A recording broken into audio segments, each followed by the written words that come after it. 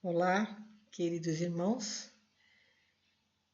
Mais uma vez, vamos retomar os nossos estudos nesta oportunidade bendita que Deus, nosso Pai, Jesus, nosso Mestre, estão nos proporcionando. Hoje, com a continuação do livro Desobsessão, psicografia de Chico Xavier e Valdo Vieira, através do nobre espírito de André Luiz, nós vamos procurar abordar o capítulo 66 e o 67.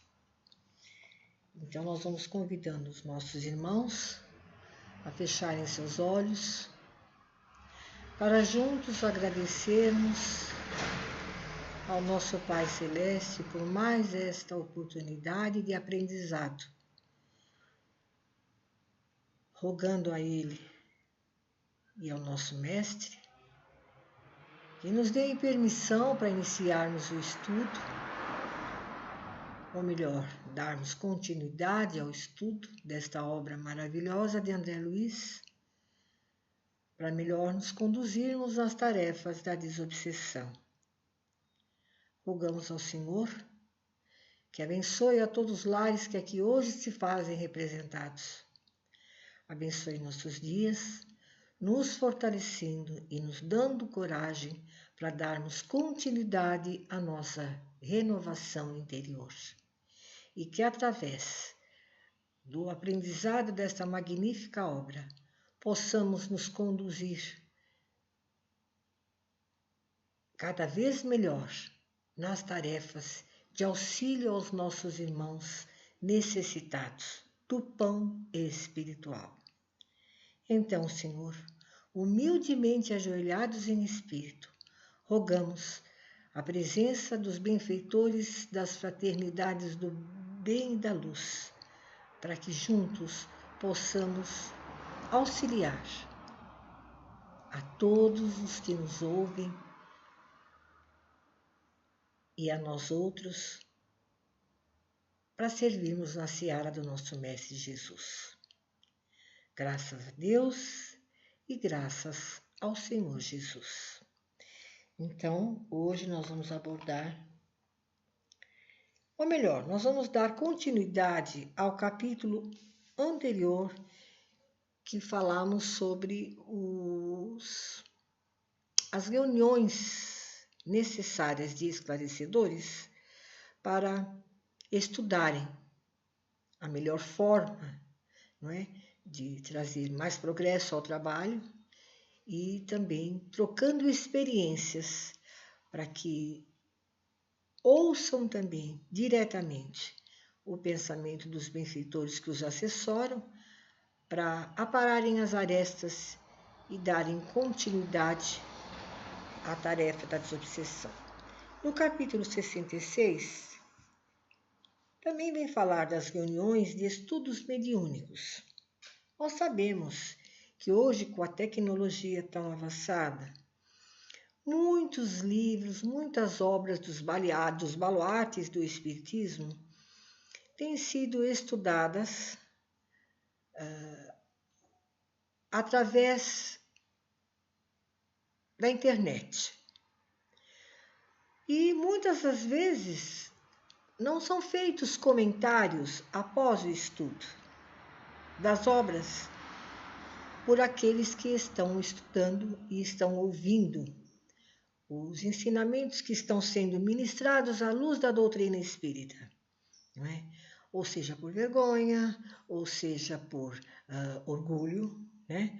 Mas é necessário que comentários sejam feitos para que todos interajam e aprendam uns com os outros através das comunicações que foram dadas para melhor se conduzirem na tarefa. E infelizmente isso não acontece. Nem num dia determinado de um estudo através da internet e nem também em dias determinados fora as tarefas da desobsessão em grupos de estudo, não é? Muitas casas presencialmente trocam ideias, compreensão, experiências, não é? À luz da doutrina e do Evangelho de Jesus, para melhor se conduzirem. Mas quando é feito pela internet, poucos se manifestam para trocar experiências, fazerem perguntas ou indagações. Por isso que muitas das vezes, não é? É dito no início de cada estudo, seja de qual for a obra da doutrina, o livro dos espíritos, dos médiuns ou similares, não é? Que envolve a mediunidade, é comentado, né? Através da internet. E isso é muito importante, não é? Para que vão se aparando as arestas, não é? E com o objetivo sempre de melhorar a tarefa, não é? Então, André Luiz nos orienta da seguinte forma: as reuniões de estudos mediúnicos de ordem geral no grupo são necessárias. No curso delas, em dias e horários que não sejam os prefixados para a desobsessão, os esclarecedores e os companheiros ouvirão os medianeiros da equipe, registrando-lhes as consultas e impressões, a fim de que os problemas suscitados pelas faculdades e indagações de cada um sejam solucionados à luz dos princípios espíritas conjugados ao Evangelho de Jesus, que foi o que acabamos de dizer. Aconselha-se-lhes o estudo metódico do Livro dos Médiuns de Allan Kardec e todas as obras respeitáveis que se relacionem com a mediunidade. De outros baluartes, não é? Que vêm nos trazer orientação, não é? Sobre o mecanismo de um trabalho de desobsessão e o que se referem diretamente aos médiuns. Os benfeitores desencarnados e os espíritos familiares estudam sempre a fim de se tornarem mais úteis na obra da educação e do consolo junto à humanidade terrestre. Se eles, do outro lado, para continuarem evoluindo, estudam para melhor servirem à humanidade, nós também precisamos fazer a nossa parte. E juntos alcançarmos muitos mais corações que também querem aprender. É imprescindível que os lidadores encarnados estudem também. Foi o que acabamos de falar. Se eles estudam, que dirá nós? A necessidade de estudarmos, não é? Então, os comentários, a troca de experiências, não é? As indagações precisam ser feitas via online, pela internet, ou num dia determinados ao estudo na casa espírita. No capítulo 67, ele vem nos orientar sobre as reuniões mediúnicas especiais. Toda a casa espírita, antes de iniciar-se um evangelho, não é? Uns passes, o orientador espiritual sempre recebe visitas para serem orientadas, em que ele percebe a necessidade da urgência imediata de auxílio àquele que veio buscar o socorro. Muitas das vezes ele está trazendo com ele uma falange de espíritos, não é? E a necessidade é urgente de, mesmo que o trabalho comece depois de uma preleção, de uns passes, o orientador espiritual precisa se dirigir ao dirigente do trabalho e levar essa pessoa para que seja passada com os médiuns, a fim de que os que vieram com ela, ou os que ficaram do lado de fora da casa, ou até mesmo na casa da pessoa que vem buscar ajuda, sejam trazidos para os primeiros socorros de imediato. Isso não quer dizer que nas demais reuniões posteriores não poderá esse auxílio ser feito emergencial novamente. Isso nada vai atrapalhar a continuidade do trabalho após, não é, o auxílio à pessoa que veio buscar a ajuda de imediato. Que logo depois, então, dando continuidade ao trabalho, outras entidades trazidas pelos benfeitores serão atendidas. Isso não vai atrapalhar em nada o trabalho. É a caráter de urgência que isso é feito, não é? Já passamos anteriormente, em anos passados, por diversas situações dessas, em que o orientador pediu e veio, não é?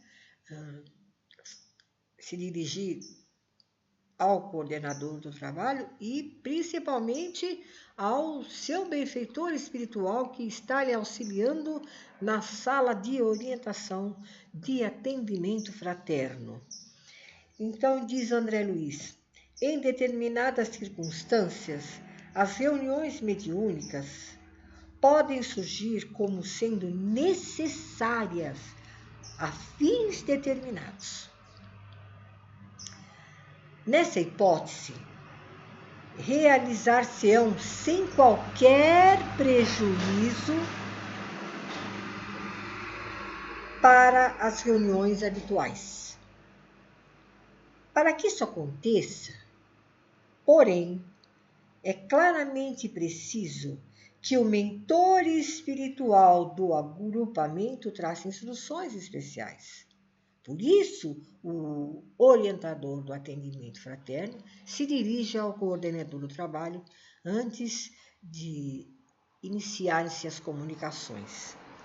Para que isso aconteça, em outros casos, o próprio grupo, através do dirigente, proporá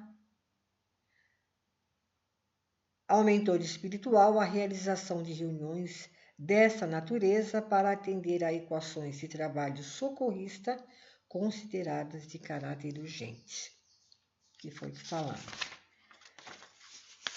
Acontece muito isso, né? Às vezes não é nem só uma pessoa que passou pela orientação espiritual, a qual o orientador do atendimento fraterno pediu auxílio ao benfeitor que direcionasse o tratamento, não é?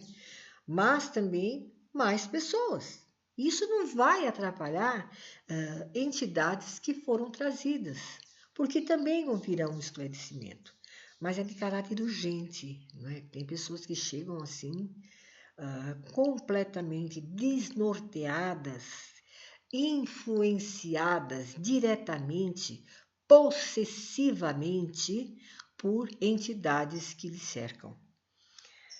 No capítulo 68, ele vem nos orientar sobre a visita dos tarefeiros a enfermos, que acontece de uma equipe espiritual, de uma equipe de trabalho, precisar atender uma pessoa enferma, não é? Nos seus lares, no seu lar, quer dizer. Então, diz assim, algumas vezes a equipe dedicada à desobsessão é chamada ao contato com determinado enfermo retido no próprio lar. Indiscutivelmente que a visita deve ser feita. Havendo possibilidades para isso, aconselhando-se, porém, que o grupo se faça representar por uma comissão de companheiros junto ao doente. Então, não pode um membro só da equipe. Tem que ter uma equipe determinada que vá até o lar do enfermo, não é? Às vezes não é nem todos os membros daquela equipe da tarefa da desobsessão, mas outros companheiros também aliados, que também pertencem ao trabalho, médios de sustentação, não é? Esclarecedores, passistas. Então, o médium nunca pode ir sozinho, mas deve-se ir. Tem pessoas que infelizmente, estão impossibilitadas de ir à casa espírita. Percebe? Não é? Equipes que vão fazer o tratamento, não é? Um evangelho na casa daquele determinado enfermo. Essa comissão terá o cuidado de recolher o endereço do irmão necessitado para que o grupo preste a ele a assistência possível. Isso acontece, sabemos disso. Na visita a qualquer doente, a equipe deve abster-se da ação mediúnica. Ou seja, não pode ser dado passividade e comunicação mediúnica no lar daquele enfermo. Não pode. Mentalmente, dirige-se, né, através dos benfeitores que estão auxiliando para a casa espírita. Aí sim, dá-se a comunicação. No lar do enfermo, não. Porque às vezes é um enfermo com dificuldades físicas, outras espirituais e outras emocionais. Mesmo assim, tem que encaminhar as entidades. Não pode ser dada a passividade no lar daquele enfermo.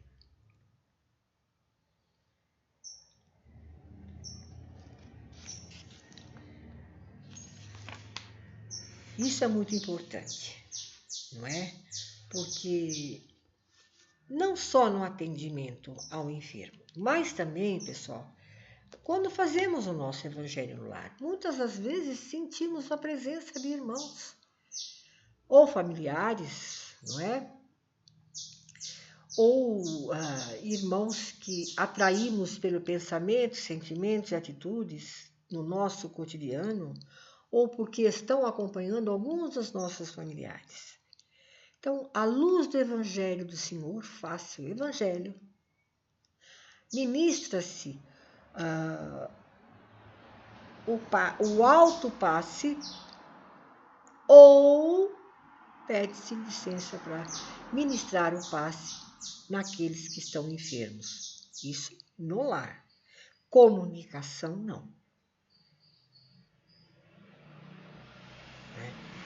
Já vimos em outras oportunidades, não é, do Evangelho no lar, não é? Até mais para frente nós vamos falar sobre o Evangelho no lar, né? Do medianeiro.